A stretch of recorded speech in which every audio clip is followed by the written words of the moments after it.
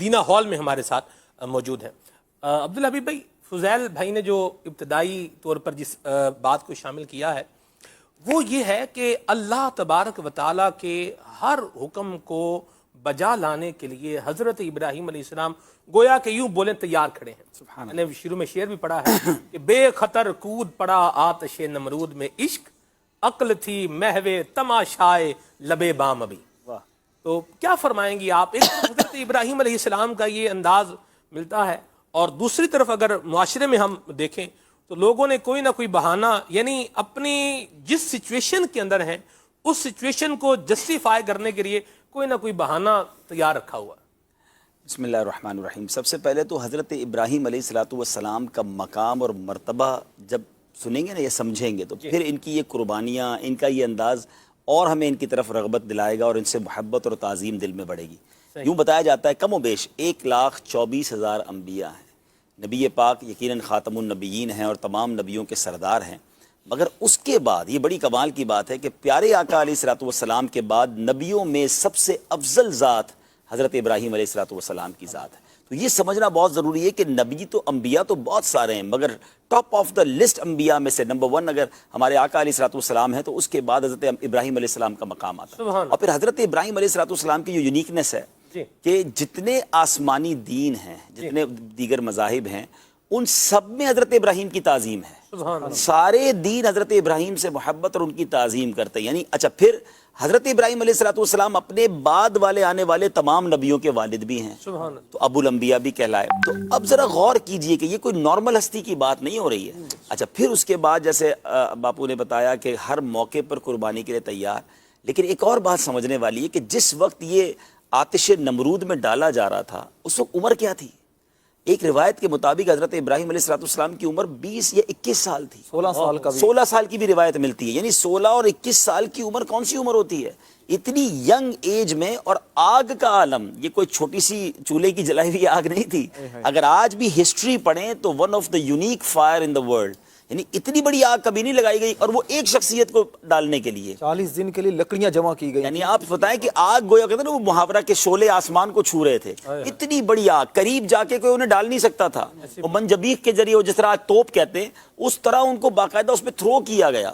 لیکن اس موقع پر جو صبر تھا، جو توکل تھا، جو رب پر بھروسہ تھا، یہ وہ باتیں ہیں جو مجھے اور آپ کو سیکھنی ہے آج، کہ حضرت ابراہیم علیہ السلام، اور پھر جیسے آپ نے وہ شعر سنایا تو وہ شعر ہے نا کہ وہ توکل، وہ محبت اللہ پر، وہ یقین آج بھی ہو جائے تو جو آج بھی ہو ابراہیم سا ایمان پیدا، آج بھی اگر ہو ابراہیم سا ایمان پیدا، آگ کر سکتی ہے انداز گلستہ پیدا۔ اگر آج بھی وہ ابراہیم علیہ السلام کی ایمان کی چھلک، اللہ پر توکل اور یقین آ جائے تو بڑی بڑی آگ بجھ سکتی ہے۔ اصل چیز وہ یقین اور توکل ہے۔ جی درست فرمایا آپ نے۔ یہ ہیلوں بہانوں کا جو معاملہ ہے اس پر بھی کچھ ارشاد فرمائیں۔ ہر بندے نے یعنی اپنی جسٹیفیکیشن یوں سمجھنے کہ اپنے ایشو کی کوئی نہ کوئی رکھی ہوئی ہے لوگوں نے۔ بالکل، دیکھیں نا حضرت ابراہیم علیہ السلام جو تھے، جس زمانے میں یہ آگ والا اگر معاملہ ہم لیتے ہیں، کیونکہ سٹارٹ آف دا لائف میں شروع میں یہی واقعہ، بڑا واقعہ ہوا، تو اس میں کیا تھا کہ آپ ون اینڈ اونلی تھے، آپ اس پورے علاقے میں اللہ کی عبادت کرنے والے چند لوگوں میں سے تھے، لیکن نومینی آپ ہی تھے، بات آپ ہی کرتے تھے، دوسری طرف سارے مشرکین تھے۔ تو آپ نے یہ نہیں کہا کہ سب لوگ کر رہے ہیں تو میں بھی کر لیتا ہوں، میں لوگوں کے سامنے کیسے زبان چلاؤں، میں جناب زمانہ ہی ایسا ہے، جو آج کل ایکسکیوزز ہے نا کہ یار اکیلا آدمی کیا کر سکتا ہے جناب، کیسے سب کے سامنے کھڑا رہوں، معاشرے کے ساتھ بھی چلنا پڑتا ہے، زمانے کے ساتھ بھی چلنا پڑتا ہے۔ آپ نے تو کمال یہ کیا کہ ان کے ساتھ چلے نہیں، بلکہ ان کے سامنے ایک بڑا پریکٹیکل ڈیمونسٹریشن کر کے بتایا، عملی مظاہرہ کر کے بتایا۔ کیا ہوا کہ وہ آپ کو کہتے تھے چلے ہمارے یہاں ایک بہت بڑا میلہ ہوتا ہے، اس میں بڑی رنگ رلیاں منائی جاتی ہیں، ناچ گانے ہوتے، سالانہ میلہ تھا، آپ بھی چلیں۔ حضرت ابراہیم نے کہا میں تمہارے ساتھ نہیں چلوں گا۔ آج یہ بھی میسج مل گیا کہ یار وہ نیو ایئر نائٹ میں سارے ہی دوست گئے تھے تو پھر ہمیں بھی جانا پڑا، شادی خاندان میں تھی تو مہندی اور ناچ گانے میں میں کیسے منع کر سکتا ہوں، پورا خاندان ناراض ہو جاتا، پورا گاؤں، پورا شہر، پورا ٹاؤن ہی آپ سے ناراض ہو گیا۔ آپ نے کہا میں اللہ کی نافرمانی نہیں کروں گا۔ اچھا، وہ چلے گئے، آپ چلے گئے ان کے وہ تمام جو معبود جہاں پر تھے، ان کے بت وغیرہ جو تھے، آپ نے جا کے سب کے ہاتھ پیر توڑے، اور جو سب سے بڑا ان کا جس کو وہ سمجھتے تھے اس کے کاندھے پر کلاڑا رکھ دیا۔ جب وہ آئے اور آ کر دیکھا کہ ہمارے خداؤں کا یہ کیا حال ہوا ہے، تو لوگوں نے کہا ایک نوجوان ہے جو ہمارے خداؤں کے خلاف بات کرتا ہے اور اللہ رب العالمین وحدہ لا شریک کی بات کرتا ہے۔ آپ کو بلایا گیا تو آپ نے زبردست ایک پریکٹیکل کر دیا کہ کہا تم مجھ سے کیوں پوچھتے ہو، اپنے خدا سے پوچھ لو نا کہ کس نے ہاتھ پیر توڑے ہیں۔ تو وہ سب سر جھکا کر کھڑے ہو گئے کہ یہ تو جواب نہیں دیتے۔ تو کہا تم پر اف ہے. قرآن کے بڑے خوبصورت الفاظ ہیں, پورے قرآن میں یہ واقعہ یہ باتیں موجود ہیں. قرآن میں الفاظ موجود ہیں کہ تم پر تمہاری تقلوں پر تف ہے کہ تم اس کی عبادت کرتے ہو جو تمہیں بتا بھی نہیں سکتا, تمہارے اپنے آپ کو بچا بھی نہیں سکتا. لیکن اس قوم نے اس پریکٹیکل ڈیمونسٹریشن کے بعد بھی یہ نہیں کہا کہ ابراہیم صحیح کہہ رہے ہیں, ہمارے خدا جب اپنے آپ کو نہیں بچا سکے تو ہمیں کیسے بچائیں گے. لیکن انہوں نے کیا کہا کہ ان کو جلا دو, پکڑو ان کو اور آگ میں ڈال دو. جب عاجز ہو گئے تو پھر یہ ہاں, اور آج ہوتا یہی ہوتا ہے. آج بھی لوگ جو ہے اسلام کو جب برا بھلا نہیں کہہ سکتے نا, تو پھر کسی طرح مذہبی لوگوں کو برا بھلا کہہ کے اپنی بھڑاس نکال رہے ہوتے ہیں کہ چلو مولویوں کو بھی برا بھلا کہہ دو. تو یہ انہوں نے بھی یہ کیا تھا کہ بھائی ان کو جلا ہی دو, یعنی کوئی جواب نہیں تھا. تو یہ وہ خوبصورت انداز ہے, اور اس پوری لائف اسٹائل میں ہمیں یہی پتہ چلتا ہے کہ اس کے ایکسکیوزز نہ کیے جائیں. اللہ کی ذات پر یقین ہو, توکل ہو, بھروسہ ہو, اور حق بات کرتے رہنا چاہیے. انداز بے شک اچھا ہو تو انشاءاللہ اس میں کامیابی ملتی ہے. اسی لیے کہتے ہیں نا, جس کو کرنا ہوتا ہے اس کے لیے 100 راستے ہیں, جس کو نہیں کرنا اس کے لیے 100 بہانے وہ ہے نا, جس کو کرنا ہے اس کے لیے راستے بہت, نہ کرنے والے کے لیے بہانے بہت. ٹھیک ہے. اور ایک بات یاد رکھنی چاہیے کہ حقیقت جو ہے, ریئلٹی جو ہے ڈاکٹر صاحب, یہ ہم بہانہ بناتے رہیں تو اس سے وہ چھپ نہیں سکتی. بات جو ہے وہ وہی رہے گی.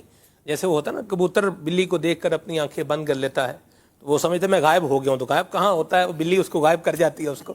تو یہ بھی دیکھنا چاہیے ہمیں. آپ کیا فرماتے ہیں کہ لوگ آخر کیوں بہانے جو ہے وہ تلاش کرتے ہیں, اور اپنی بات کو جسٹیفائی کرنے کے لیے کوئی نہ کوئی بات لے آئیں گے, اور ان کو خود بھی پتا ہوگا کہ ہم بہانہ ہی کر رہے ہیں. مزے کی بات یہ ہے کہ بہانہ کرنے والے کو پتا ہوتا ہے کہ میں بہانہ ہی کر رہا ہوں.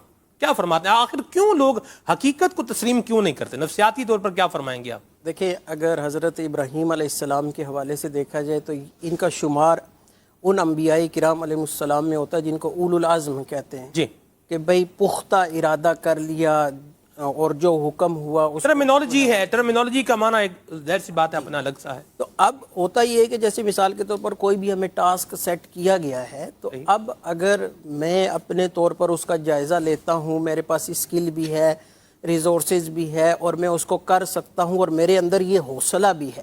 دیکھیں, بہت ساری باتیں جو ہے نا صرف اسی پر منحصر کرتی ہیں کہ کیا میں اپنے اندر یہ حوصلہ رکھتا ہوں, یا میرا یہ یعنی کہ کنوکشن ہے کہ میں اس کو کر سکتا ہوں. اگر تو آپ کا یہ پختہ ارادہ بن گیا کہ میں اس کو کر سکتا ہوں, تو آپ کر گزریں گے. اگر آپ نے اپنا اسیسمنٹ ہی غلط کر لیا اور کہا کہ نہیں یہ تو مجھ سے نہیں ہو سکتا, تو اب چاہے کتنا ہی آسان کام کیوں نہ ہو آپ نہیں کر سکیں گے.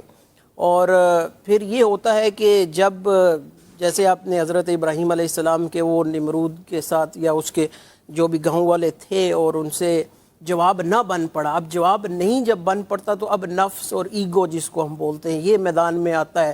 جی اگر میں اب کچھ نہ کچھ تو مجھے بولنا پڑے گا. پھر وہی بات آ جاتی ہے, جی اڑ جاتے ہیں جی کوا سفید ہے, تو ایگو اس میں آ جاتی ہے, اور نفس کا فطور آ جاتا ہے, اور پھر خواہ میں پھر جو ہے وہ آگے اور زیادہ پرابلم. اس کا نقصان کیا؟ اگر کوئی بندہ حقیقت تسلیم نہیں کر رہا تو اس کا نقصان کیا ہو سکتا ہے؟ اب دیکھیں نا, اگر مثال کے طور پر ہمارے سامنے ایک ڈیفیکلٹی ہے, ایک ایشو ہے, ایک پرابلم ہے, اگر آپ اس کو حل نہیں کریں گے تو کل یہ پرابلم اور بڑی ہو جائے گی. صحیح. آپ ہاتھ پہ ہاتھ رکھے بیٹھے رہیں گے. بیماری کا لے لیں, اگر شروع میں بیماری پکڑی جائے تو ہو سکتا ہے بغیر دوائی کے اس کا علاج ہو جائے, لیکن آپ بس بیٹھے رہے جی مجھے نہیں کرنا, یا کچھ اور ہی ہیلے بہانے کرتے رہیں تو کل ہو سکتا جائے گا. جی 2-4 دن گزار لیں تو ٹھیک ہو جائے گا.